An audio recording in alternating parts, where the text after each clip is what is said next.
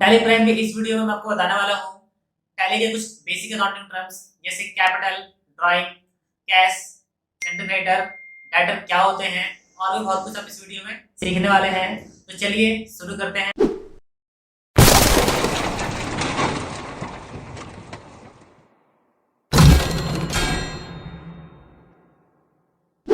Chapter third basic accounting terms में हमारा पहला क्वेश्चन आता है कैपिटल क्या है। अगर हम बात करें कैपिटल की, कि कैपिटल क्या है। कैपिटल यानी उसे हम बोलते हैं जिसे हम बिजनेस में यूज करते हैं बिजनेस को स्टार्ट करने के लिए। ओके, और जब तक कैपिटल है वो दो प्रकार के होते हैं। फर्स्ट हमारा आता है स्थिर पूंजी, संपत्ति को पाने के लिए जो आप धनराशि लगाते हैं उसे हम स्थिर पूंजी बोलते हैं, जैसे आपका भूमि हो गया या भवन है। नेक्स्ट हमारा पॉइंट आता है इसमें कार्यशील पूंजी। पूंजी का वह हिस्सा जो बिजनेस के कार्यों में इस्तेमाल किया जाता है उसे कार्यशील पूंजी कहते हैं। नेक्स्ट हमारा क्वेश्चन आता है कि डेटर क्या है। डेटर यानी कि वे व्यक्ति जो संस्था, फर्म या कंपनी, निगम आदि जिनसे धन वसूलना होता है, जिनके पास संस्था की राशि होती है उसे हम देनदार कहते हैं। ओके, यानी आसान भाषा में जिस कस्टमर को हम सामान सेल करते हैं उन्हें हम सेंट्री डेटर बोलते हैं। ओके, जैसे कि सामान बेचा राम कंपनी को।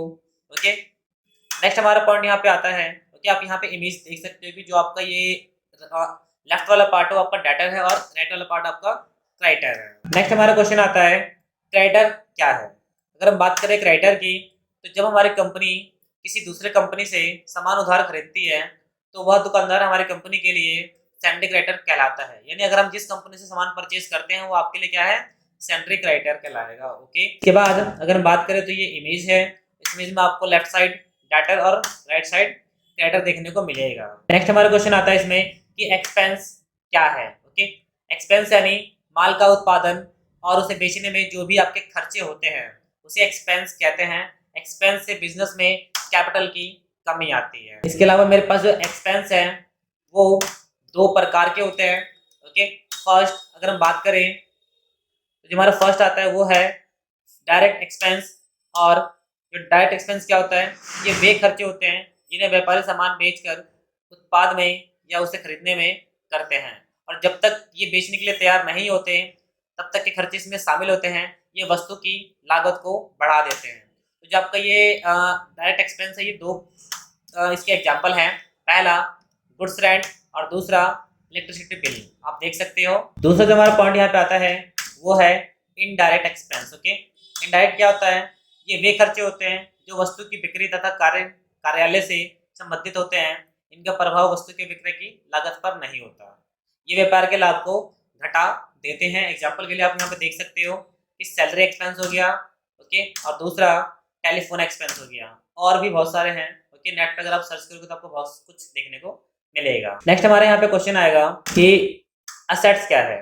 जिस संपत्ति के ऊपर हमारा पूरा अधिकार होता है उसे असेट्स कहते हैं। असेट्स दो प्रकार के होते हैं। ओके, असेट्स का एग्जांपल है जमीन। अगर बात करें असेट्स की तो दो कौन कौन से हैं, तो मैं आपको यहाँ पे दिखा देता हूँ। सबसे पहला हमारे यहाँ पे जो असेट्स आता है वो है फिक्स असेट्स। फिक्स असेट्स क्या होता है, ओके, तो फिक्स यानी ये वो असेट्स होते हैं जो अधिक अकाउंटिंग ईयर में हमें लाभ देते हैं। जैसे आपको जमीन है, भवन है, बिजनेस है। ओके, यानी कोई ऐसी चीज, कोई ऐसा काम जो आपको लॉन्ग टर्म में मुनाफा देता है। अगर हम बात करें दूसरा, कि पहला हमारा हाउस हो गया, दूसरा हमारे पास क्या है, बिजनेस है, फिर भवन है, और भी बहुत सारी चीजें ऐड होती है। नेक्स्ट हमारे यहाँ पे आता है करंट असेट्स।